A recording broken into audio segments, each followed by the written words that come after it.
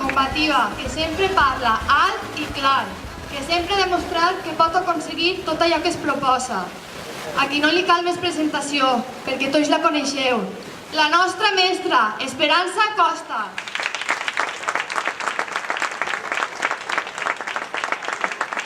Bona vesprada, altra vegada. Per a que no vos canseu, no serem molt massa llarga. Avui estem ací per a dirigir-nos a vosaltres des del nostre projecte polític, que és Somriu.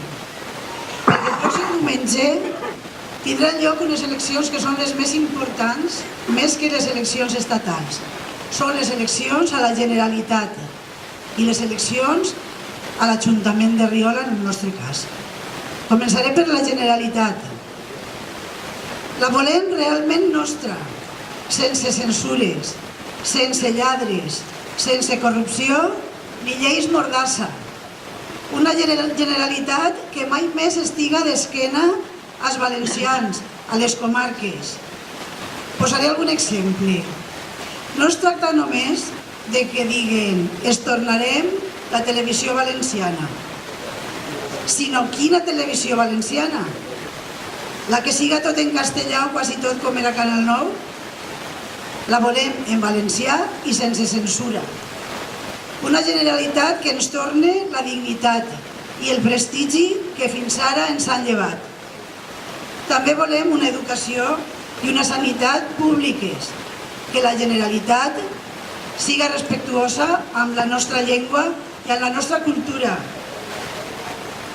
I sobretot que no oblide la gent de la Generalitat que tenim la nostra llengua i la nostra cultura gràcies als pobles, gràcies a la gent que des dels nostres avantpassats, malgrat la dictadura, mantingueren el valencià.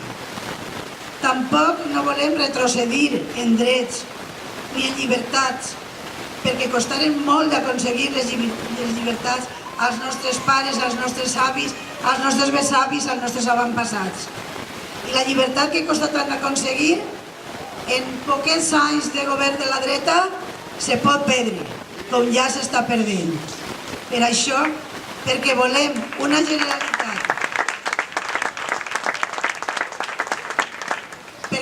Generalitat, renovada, transparent, participativa, valenta, com ha sigut Mònica Oltra, que és la cap de llista de Compromís.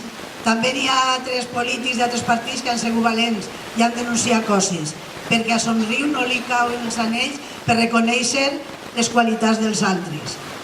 Us demanem, per tant, el vot per a la llista que encapçalarà Mònica Oltra, que és la llista de Compromís. Ara parlem de Riola. El diumenge votarem l'organisme més directe que tindrem mai, que serà la nostra veu de reivindicació on calga. Somriu ja us ha parlat del programa i la repartir per ahir. Pressupostos participatius que volem fer fòrums de debat per escoltar la gent, fer enquestes, un banc d'idees que se puguen dur a terme, farem una aplicació de mòbil informativa per a tots, però no són propostes soltes. El nostre programa té una coherència. Si decidiu donar el vot a Somriu, el vostre recolzament, farem un pla de qualitat global de l'administració de l'Ajuntament per a millorar el conjunt dels serveis públics, tots relacionats en una coherència. Ara volia dir unes paraules de la nostra cap de llista, Vanessa. Tots sabeu qui és Vanessa. Si vosaltres voleu, podrà ser la pròxima alcaldessa de Riola. Vanessa és la nostra cap de llista, però no només perquè està preparada, ni perquè té empenta, ni perquè es deixarà la pell per Riola. Sobretot és la candidata perquè l'hem triada per unanimitat en l'assemblea de Somriu. La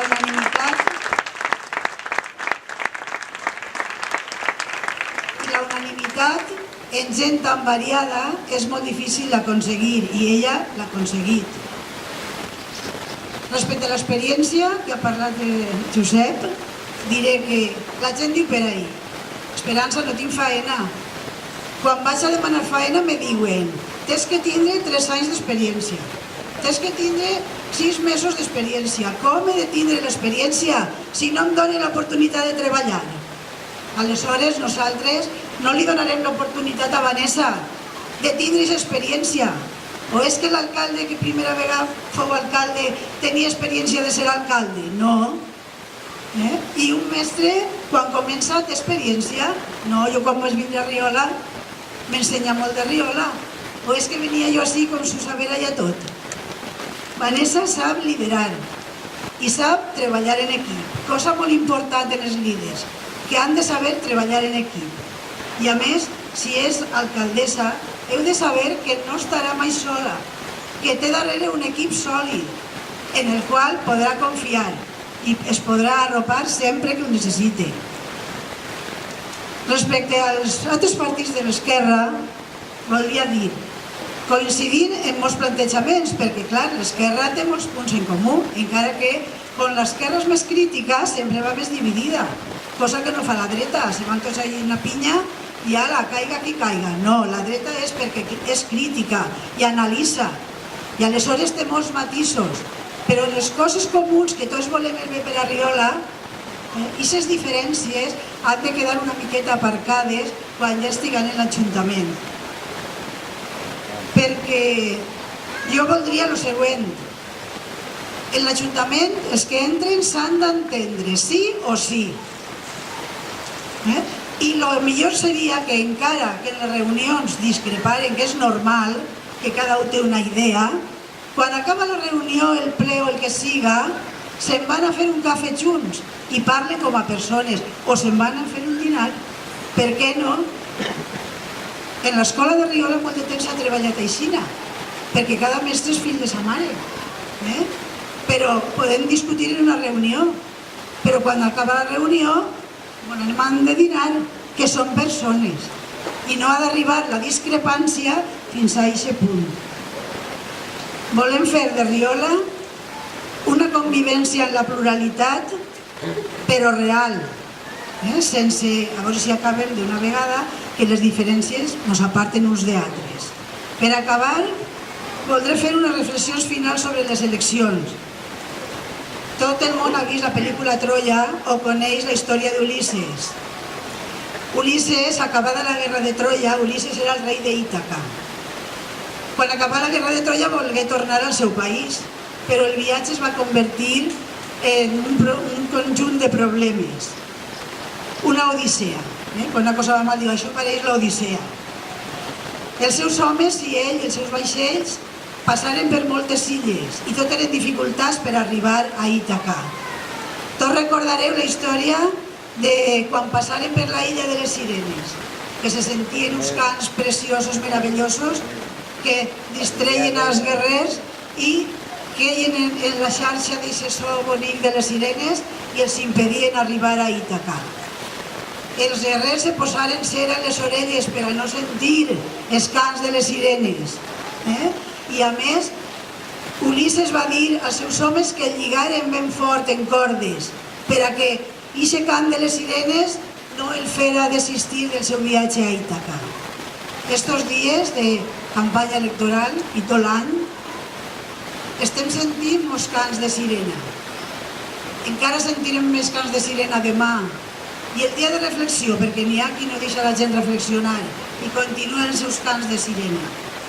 I aquests cants de sirena no han de desviar-nos de la reflexió sobre el que hem vist i escoltat al llarg de tots els anys, tant en la Generalitat com en el poble de Riola.